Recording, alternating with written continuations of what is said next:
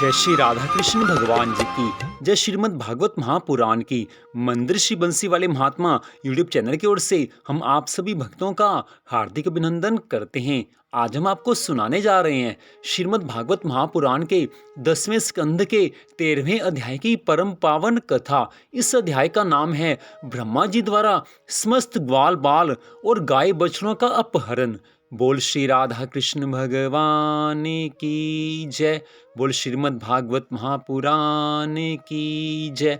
पिछले अध्याय की कथा में आपने सुना था कि किस प्रकार भगवान श्री कृष्ण जी ने अघासुर का वध किया था। अब उससे आगे की कथा श्री सुखदेव जी महाराज आगे कथा करते हुए कहने लगे हैं कि हे राजा परीक्षित, अघासुर का वध करके श्री कृष्णचंद्र जी भगवान ने सखाओं और बछड़ों सहित यमुना में स्नान किया है। पश्चात कदम्ब के वृक्ष के नीचे बैठकर बांसुरी बजाई और फिर सखाओं से कहा, हे बंधुओं, यह स्थल पवित्र है, इसलिए यहाँ पर कुछ जल पान कर लो। ये बात सुनकर सब सखा खाने लगे। उस समय श्री श्याम सुंदर जी की ऐसी परम सुंदर शोभा थी कि वे शीश पर मोर मुकुट रखे हुए, पीतांबर और वनमाला धारण किए हुए, कमर में लकुटिया दबाए हुए और अपने बाएं हाथ में भोजन रखे हंस हंस कर अपने झूठे दाहिने हाथ से ग्वाल बालों के मुंह में ग्रास दे रहे थे और ग्वाल मंडल में बैठे हुए उनकी पतलों में से बीच बीच में आप भी उठाकर खा लेते थे। उस समय उनको जो आनंद हुआ है उसका वर्णन कोई नहीं कर सकता। उस समय समस्त देवता यह कह रहे थे कि इन ग्वाल बालों के भाग्य धन्य हैं जो सच्चिदानंद भगवान स्वयं इन्हें अपना झूठा खिलाकर इनका झूठा भोजन स्वयं खा रहे हैं। इससे बढ़कर आनंद और कहाँ आ सकता है। ठीक उसी समय ब्रह्मा जी ने श्री कृष्णचंद्र जी को इस प्रकार भोजन करते देखा तो वे कहने लगे हैं कि हमें बड़ा आश्चर्य है कि हम लोग यज्ञ आदि में बड़ी पवित्रता से सामग्री तैयार करके श्री हरि भगवान को भोग लगाते हैं तो भी वे उसे शीघ्र ही ग्रहण नहीं करते। फिर ऐसी अवस्था में हम ये कैसे मान लें कि इन ग्वाल बालों की झूठन खाने वाले श्री कृष्णचंद्र जी पर ब्रह्म परमेश्वर के अवतार हैं। भगवत इच्छा से ब्रह्मा जी के मन में आज ऐसी शंका प्रकट हो गई है, उनके मन में संदेह हुआ है। तब ब्रह्मा जी ने समस्त देवताओं से कहा है कि हे देवताओं, मैं इन सब ग्वाल बाल और बछड़ों का हरण करके इस गोप पुत्र की परीक्षा लेना चाहता हूँ। आज ब्रह्मा जी की बुद्धि में कुछ खोट आ गया है जो परब्रह्म परमेश्वर भगवान श्री कृष्ण जी की परीक्षा लेना चाहते हैं। सच कहा गया है कि भगवान की माया किसी की भी बुद्धि को हर सकती है, तो ब्रह्मा जी क्या चीज हैं जो भगवान की माया से बच जाएं। और यहाँ पर आप ये देखिए कि आज ब्रह्मा जी को भी शंका प्रकट हुई है कि श्री कृष्ण भगवान है या नहीं है। जब ब्रह्मा जी के मन में ऐसा संदेह हो गया तो हम जो कलयुग के वासी हैं उनके मन में संदेह होना कुछ आश्चर्य की बात नहीं है। लेकिन संदेह उन्हीं को होता है जिनको भगवान पर विश्वास नहीं होता। जिनको ठाकुर जी पर विश्वास होता है वो तो भगवान की हर लीला में आनंद मानते हैं, हर लीला को आनंद से सुनते हैं, हर कथा को आनंद से सुनते हैं। भगवान की माया किसी का पीछा नहीं छोड़ती। केवल वही लोग भगवान की माया से बच पाते हैं जो भगवान के चरणों की शरण में चले जाते हैं। इससे आगे की कथा का वर्णन करते हुए राजा परीक्षित से श्री सुखदेव जी महाराज कहने लगे हैं कि हे राजन, इस प्रकार कहकर ब्रह्मा जी वहां आए और उन गौ और बछड़ों को गोवर्धन पर्वत की एक कंदरा में ले जाकर ऊपर से एक शीला रखकर बंद कर दिया। जब ग्वाल बालों ने अपने बछड़ों को नहीं देखा तब वे श्री कृष्ण जी से कहने लगे हैं कि हे कन्हैया, हम लोग तो यहाँ बैठे हुए कलेवा कर रहे थे, भोजन कर रहे थे और उधर हमारे बछड़े ना मालूम कहाँ चले गए। चोरन को इत जोर है, ले गए को चुराए, हम पूजे इत पेट को उत कंठी बंध जाए। सखाओं की ये बात सुनकर आज श्री श्याम सुंदर भगवान जी कहने लगे हैं कि तुम सुख ते भोजन करो, मैं लाऊं तिन्हीं लिवाए। भोजन में चिंता चढ़े तो भोजन को रस जाए। भगवान आज समस्त सखाओं से कहने लगे हैं कि तुम प्रेम से भोजन करो, मैं तुम्हारे बच्चों को लेकर आता हूँ। भोजन करते समय अगर चिंता कोई मन में आ जाए तो भोजन का सारा स्वाद जाता रहता है। इसलिए भगवान श्री कृष्ण जी ने समस्त ग्वाल बालों से ये बात कही है कि मैं तुम्हारे बच्चों को लेकर आ रहा हूँ। इतना कहकर जब भगवान श्री कृष्ण बच्चों को खोजने के लिए गए तो उन्हें कहीं नहीं देखकर आज प्रभु समझ गए हैं कि ब्रह्मा ने उनका हरण कर लिया है। तब उन्होंने अपनी दैवी माया द्वारा वैसे ही दूसरे बछड़े उत्पन्न करके ग्वाल बालों के पास चले हैं। जब प्रभु कदम्ब के निकट आए तब वहां पर बैठे हुए ग्वाल बालों को भी प्रभु ने नहीं पाया। तब प्रभु ने फिर अपनी महिमा द्वारा जान लिया कि ब्रह्मा ने उनको भी अपहरण करके कहीं छिपा दिया है। ऐसा जानकर आज श्री श्याम सुंदर भगवान ने अपने मन में सोचा कि यदि ग्वाल बाल अपने घर नहीं पहुंचेंगे तो उनके माता पिताओं को बहुत दुख होगा। ऐसा विचार करके प्रभु ने अपनी माया से वैसे ही दूसरे ग्वाल बालों और बछड़ों को लेकर वृंदावन में आए हैं। ठीक वैसा ही रूप धारण किया है। जितने ग्वाल बाल थे, जितने बछड़े थे, आज उतने ही रूपों में भगवान श्री कृष्ण स्वयं श्री धाम वृंदावन में आए हैं। हे राजा परीक्षित, भगवान की इच्छा से उनकी इस माया का भेद कोई नहीं जान सका और समस्त ग्वाल बालों के माता पिताओं और गायों ने उन्हें अपने ही बालक और बछड़े समझा है। श्री सुखदेव जी महाराज आगे की कथा का वर्णन करते हुए कहने लगे हैं कि हे राजा परीक्षित, तत्पश्चात ब्रह्मा ने उन ग्वाल बालों और बछड़ों को अपने लोक में ले जाकर मूर्छित कर दिया। इधर श्री कृष्णचंद्र जी ने अपनी माया से बनाए हुए बछड़ों और ग्वाल बालों के साथ नित्य नई लीलाएं करने लगे हैं।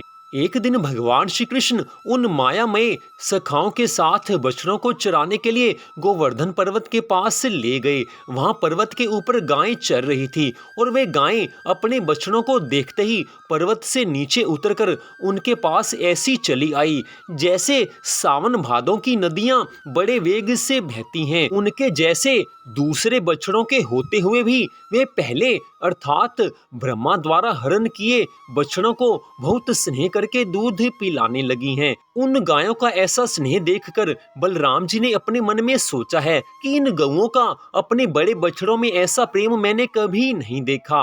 अतः ऐसा होना कुछ भगवान की अद्भुत लीला का ही भेद है। इस तरह विचार कर जब बलराम जी ने ध्यान करके देखा तो सब ग्वाल बाल और बछड़े उन्हें श्री कृष्ण जी के रूप में नजर आने लगे हैं।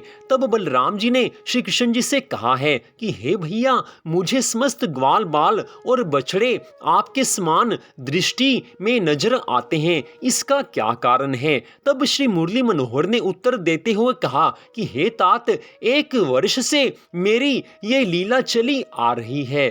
हे राजा परीक्षित, उधर 1 वर्ष के पश्चात ब्रह्मा जी को बछड़े और गोप बालकों के हरण की बात की याद आई तो ब्रह्मा जी ने सोचा कि मेरा तो अभी एक पल भी नहीं बीता है, लेकिन मनुष्यों का 1 वर्ष बीत चुका है। इसलिए अब मुझे ब्रज में चलकर ये देखना चाहिए कि बालकों और बछड़ों के बिना वृंदावन वासियों तथा ग्वाल बालों की क्या हालत हो रही है। ऐसा विचार करके ब्रह्मा जी प्रथम तो उस गिरी कंदरा के निकट आए हैं जहां वे उन ग्वाल बालों और बछड़ों को छिपाकर शिला रख गए थे। जब वहां ब्रह्मा जी ये देख चुके कि वे सब कंदरा में मूर्छित पड़े हुए हैं, तत्पश्चात वे श्री धाम वृंदावन में आए हैं। वहां आकर उन्होंने ये देखा कि सब ग्वाल बाल और बछड़े बिल्कुल वैसे ही श्री नंद नंदन श्री कृष्ण जी के साथ वन में विचरण कर रहे हैं। ऐसा आश्चर्य देखकर ब्रह्मा जी ने अपने हृदय में सोचा है कि मेरी कंदरा में बंद ग्वाल बाल और बछड़े यहाँ किस प्रकार चले आए? कहीं ऐसा तो नहीं कि श्री कृष्ण इन्हें वहां से चुरा कर ले आए हों। ऐसा विचार करके ब्रह्मा जी जब फिर से उसी कंदरा के पास पहुंचे तो सबको पहले की तरह मूर्छित पड़े हुए देखा है। तत्पश्चात जब वे फिर वृंदावन धाम में आए तो उन्होंने देखा कि श्री कृष्ण जी के साथ जितने भी बालक थे वे सब मोर मुकुट धारण किए, गले में वे जयंती माला पहने, पीतांबर धारण किए विराजमान हो रहे हैं।